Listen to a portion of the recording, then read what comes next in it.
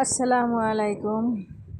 দেখতে দেখতে ঠান্ডা তো চলে গেল, এখন গরমের দিন আসছে। এখন এই সময় একটু টমেটো পাওয়া যায়, ভালো টমেটো, পাকা টমেটো, অনেক সুন্দর সুন্দর টমেটো পাওয়া যায়। আর এই টাইমে সস বানানোর সময়, তাই আমি 6 কেজি টমেটো এখানে নিছি। এই যে সুন্দরভাবে বেছে নিব, পাকা পাকাগুলো, তারপর পচা টচা আসেনি সব বেছে ভালো ভালো টমেটোটি নিয়ে নেব। আর 4 কেজি আমি সেদ্ধ করে রেখে দিছি, ওই 4 কেজি আগে এখন বানাবো। আর এই 6 কেজি কাটিয়ে এরপর সেদ্ধ দিব। এটা কালকে ব্লেন্ডার করব, আজকে আর করবো না। তাই এই যে সব কিছু দিয়ে সেদ্ধ করতে আসি। একটু পেঁয়াজ দিলাম, রসুন দিছি, তারপর পাকা মরিচ দিছি, কাঁচা মরিচটা রেখে দিছি, ওখান থেকে পাকছে ওই মরিচটাই আমি দিয়ে দিছি। এই যে সব কিছু দিয়ে একটা সেদ্ধ করবো। আর এখানে 4 কেজি আছে সেদ্ধ করা। এগুলো দিলাম একটু গরম মশলার গুঁড়া, একটু জিরা, তারপর ধনিয়ার গুঁড়া, এগুলো আমি দিয়ে দিছি ভিতরে। আর এই যে ব্লেন্ডার করলাম, এখানে 4 কেজি আমি ব্লেন্ডার করতেছি।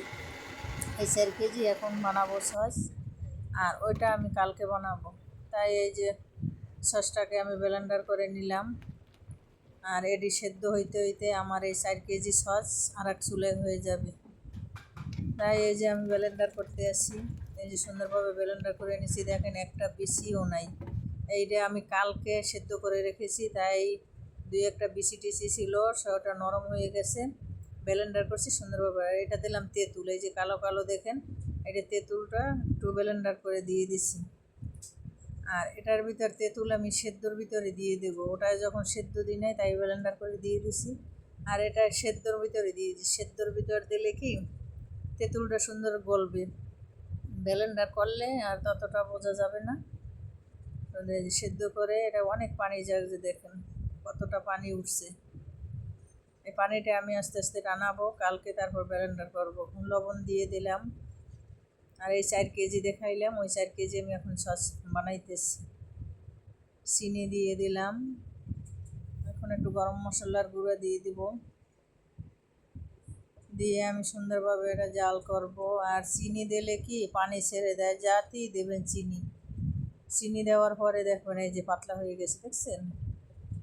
তাই এর আগে আমি একটু জাল দিয়ে সুন্দরভাবে আরও টানাবো, একটু শক্ত শক্ত হয়ে যাবে। এই যে ভিনেগার দিলাম, একটু ভিনেগার না দিলে কিন্তু সসগুলো রাখা যাবে না।